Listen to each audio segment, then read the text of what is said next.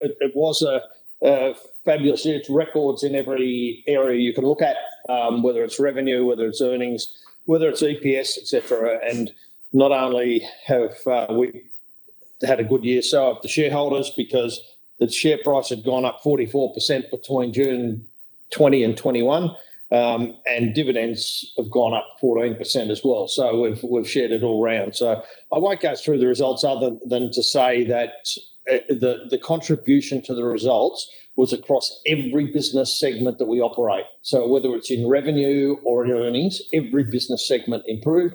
Every business segment actually had record results. So we've achieved an amazing year. And it'd be fair to say in the retail side of our business, which is less than 20% of our business, it's got some benefit of the stimulus, but we don't see it going backwards in the current year either because of the other initiatives that we've got coming through behind it. So, and we're looking forward to another good year. Just a couple of key points also. This company, from the very origins of the Burson business, celebrated its 50th year this year.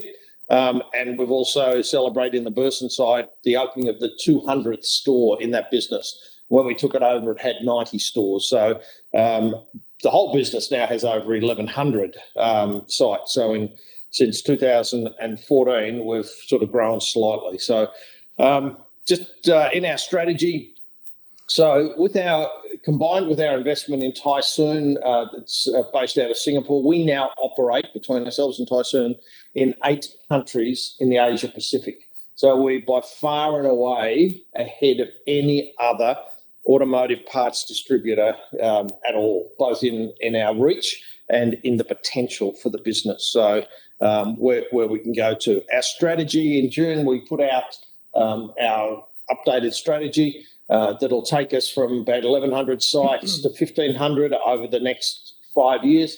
And the other major component is also to do with private label or own brand. And we expect across our businesses, it depends on the individual segment, but to go up to between 40 and 65%. So that's a driver of efficiencies. But the other big driver for us of efficiencies is our supply chain. So we're currently sitting, as the photo behind me shows, in our new state-of-the-art distribution centre in Melbourne. It is the most modern and the most efficient DC in our industry, bar none.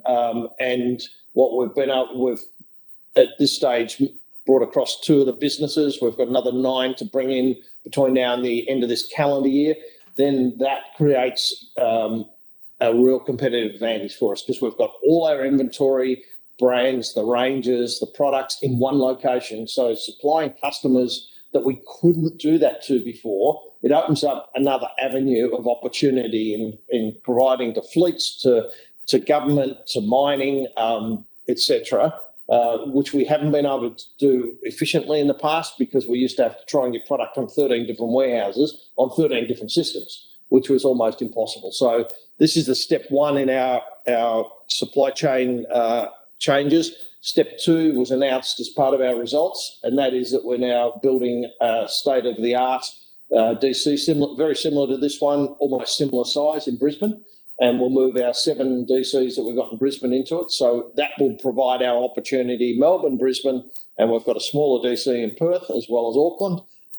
There are 2 hubs, and we'll have satellites around the country, but considering we've got a network of 1,100 sites, it then distributes out to those various sites. But the cost structure, the capabilities put us far and away ahead of anybody else, and it will take anybody else years to catch up. So it will give us a good opportunity. The other part is instead of product coming in, going into, say, some of the suppliers' warehouses in Australia, then they unpack it and ship it to us, we can take the containers into Melbourne. We'll also be able to take them into Brisbane and cut the supply chain costs significantly.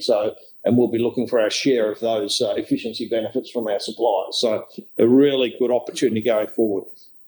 The other thing I'll just briefly mention is our outlook. We attempted in our results, maybe not particularly well, but we attempted to paint the picture that we're not a cyclical retail business. I think you'd all know that there are a number of the retailers that benefited significantly in 21 from stimulus and other things, and their profit and expectations have gone up. They're painting a picture they'll come down this year because of the stimulus not being there. We're not painting that picture. We are not a cyclical business. We expect to be at least at the level of last year's profit. Now, that's dependent on lockdowns, all that sort of stuff. But we expect to be at least at those levels and hopefully better, depending on the amount of lockdowns we have during the year, et cetera, et cetera. So our trade businesses, which are more than 80% of our business, are very consistent. They consistently deliver, they consistently improve, and that's what we expect to happen. So we're quite positive about the outlook. We're quite confident with what we're doing in supply chain and with our network, what we're doing in Southeast Asia. As soon as we're able to travel and do the things that you need to do when you're running businesses, we will see some expansion in those areas as well.